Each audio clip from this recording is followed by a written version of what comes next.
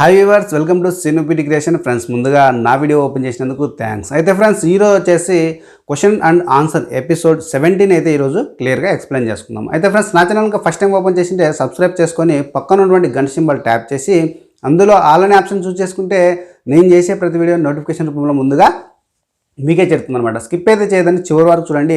Description compulsory watch చేయండి, ఎందుకంటే నేను రిలేటెడ్ లింక్స్ అయితే కింద వీడియో యొక్క లింక్స్ కింద డిస్క్రిప్షన్లోనే ఇస్తాను కాబట్టి. సో అంతేకాకుండా ఒక సెకండ్ ఛానల్ అయితే స్టార్ట్ చేసినాను. దాని నేమ్ వచ్చేసి SRINU PET CREATION. సో ఆ ఛానల్కి సంబంధించినటువంటి లింక్స్ కూడా కింద ఛానల్ లింక్స్ కూడా నేను కింద డిస్క్రిప్షన్లోనే ఇస్తాను. సబ్స్క్రైబ్ అయ్యి డైలీ ఫాలో అవడానికి అయితే ట్రై చేయండి. అయితే మాత్రం లేట్ చేయకుండా సబ్జెక్ట్లోకి వెళ్ళిపోదాం.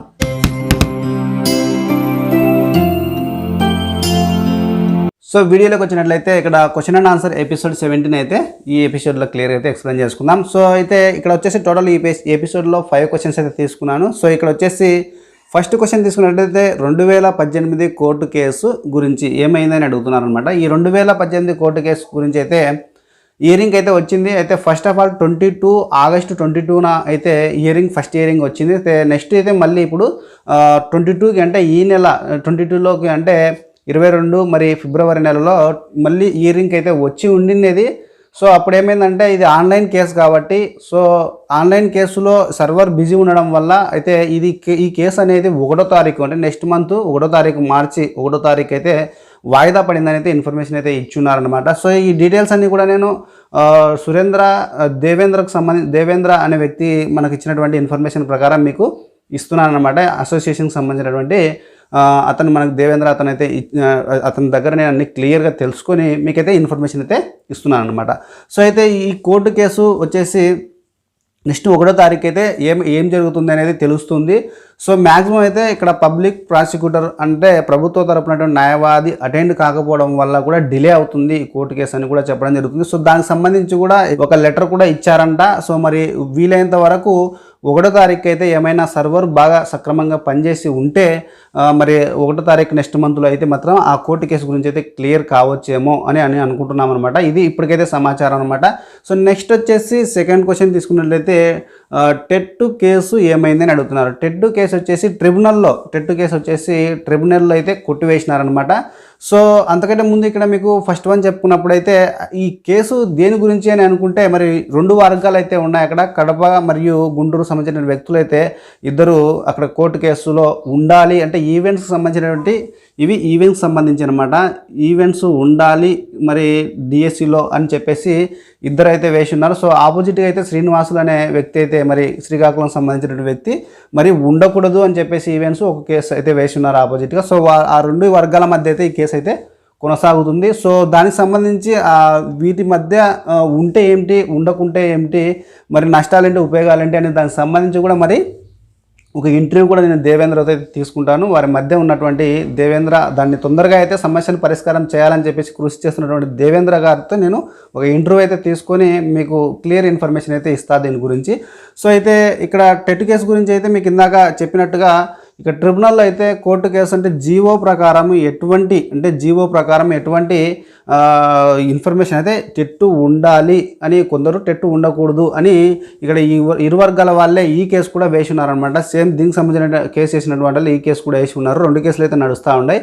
ఈ టెట్ కేసులో కూడా ఈ జీవో ప్రకారంగా అయితే ఫిజికల్ ఎడ్యుకేషన్ సంబంధించి టెట్టు ఉండాలని ఎక్కడైతే లేదు అనేది ఇన్ఫర్మేషన్ అయితే ఈ యొక్క ట్రిబ్యునల్ అయితే కొట్టివేసింది అనమాట. కేసును కొట్టివేసింది అనమాట. సో అయితే బహుశా అయితే ఈ టెట్టు లేకపోవడం వల్ల మళ్ళీ ఏం చేసినారంటే దీన్ని మళ్ళీ హైకోర్టుకు అయితే అప్పీల్ చేసుకున్నారు, మరి సవాల్ చేసుకున్నారనమాట. సో అయితే తీర్పు అయితే ట్రిబ్యునల్లో వచ్చింది కాబట్టి అంటే టెట్టు ఉండకూడదు అని ట్రిబ్యునల్లో కొట్టివేసినారు కాబట్టి సో బహుశా హైకోర్టులో కూడా అదే తీర్పు అయితే రావచ్చు అని ఆశతో అయితే ఉన్నారు. అయితే టెట్ గురించి అయితే ఈ విధమైనటువంటి సమాచారం అయితే క్లియర్గా ఇస్తున్నాను. సో నెక్స్ట్ అయితే ఇక్కడ థర్డ్ క్వశ్చన్ తీసుకున్నట్టంటే సెల్ఫ్ ఫైనాన్స్ మరియు మేనేజ్మెంట్ సీట్స్ అంటే ఏమిటి అని అడుగుతున్నారనమాట. సెల్ఫ్ ఫైనాన్స్ అంటే ప్రభుత్వం తరపున మరియు యూజీసీ తరపున అంటే ఈ యూజీసీ అంటే యూనివర్సిటీ గ్రాంట్స్ కమిషన్ తరపునటువంటి ఎటువంటి ఆర్థిక సహకారం అయితే ఉండదన్నమాట సెల్ఫ్ ఫైనాన్స్ కోర్స్కి అయితే. సో మేనేజ్మెంట్ కోటా అంటే ఇక ఏ అయితే ఇన్స్టిట్యూషన్ అయితే కాలేజెస్ నడుపుతూ ఉంటాయో ఆ ఇన్స్టిట్యూషన్కి సంబంధించి కొన్ని సీట్స్ అయితే మేనేజ్మెంట్ చేసే వాళ్ళకు కొన్ని సీట్స్ అయితే ఉంటాయి. అదైతే గవర్నమెంట్ అంటే ఫీకు ఒక 2 to 4 రెట్లు ఎక్కువగా ఫీజు అయితే పే చేయవలసి ఉంటుంది అనమాట. అంటే అది కొంచెం అమౌంట్ ఎక్కువతో ఉంటుంది మేనేజ్మెంట్ కోటా కింద. సో ఆ విధంగా అయితే డైరెక్ట్ మీరు అక్కడపై కాంటాక్ట్ అయ్యి కూడా మేనేజ్మెంట్ కోటా సీట్స్ అయితే మీరు జాయిన్ అవ్వచ్చు అనమాట. అంటే ఎటువంటి కౌన్సిలింగ్ ద్వారా కానీ రాకుండా డైరెక్ట్ కూడా మీరు అక్కడ మేనేజ్మెంట్ కోటా కింద అమౌంట్ పే చేసుకొని మనం చేరవచ్చు. ఆ మేనేజ్మెంట్ కోటా ఎంత అనేది అక్కడ మీరు కాంటాక్ట్ అవుతే కూడా తెలుస్తుంది అనమాట. సో నెక్స్ట్ వచ్చేసి 4th తీసుకున్నట్లయితే 4th క్వశ్చన్లో వచ్చేసి ఏపీ పీసెట్ కౌన్సిలింగ్ డేట్ ఎప్పుడైనా అడుగుతున్నాను అనమాట. సో ఏపీ పీసెట్ డేట్ ఎప్పుడైనా అడుగుతున్నాను. సో ఏపీ పీసెట్ డేట్ వచ్చేసి ఆన్లైన్లో చెక్ చేస్తున్నాను ఇప్పటి వరకు కూడా.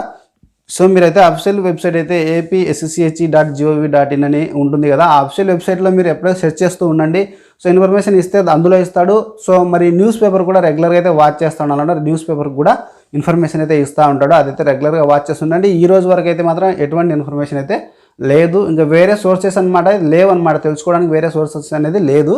సో నెక్స్ట్ 5th క్వశ్చన్ తీసుకున్నట్లయితే మినీ డిఎస్సిలో పీఈటీ పోస్టులు రాకపోవడానికి గల కారణం ఏమని అడుగుతున్నారు. సో దానికి కూడా దేవేంద్ర గారు అయితే మనకి క్లియర్ ఇన్ఫర్మేషన్ అయితే ఇచ్చినాడు.